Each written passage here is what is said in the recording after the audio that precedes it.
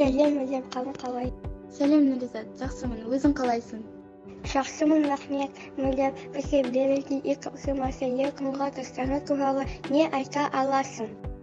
Ертұңға өз заманындай, арыстандай, айбарлы жолбарыстай жүрекке өз елінің алып батыр екеніне көзім жетті. Я келісемін, ал маған бұл дастаннан қаны сүйіп жаратқан, әлемді өзіне қаратқан, қаһарын жауға таратқан көк тананың ұлы екі деген өлең жолдары өте қатты ұнады.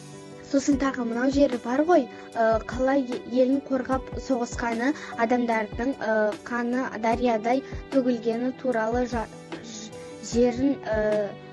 жерін оқып жатып, біздің бейбіт заманымызда өмір сүріп жатқанымызға қатты қуанып кеттім.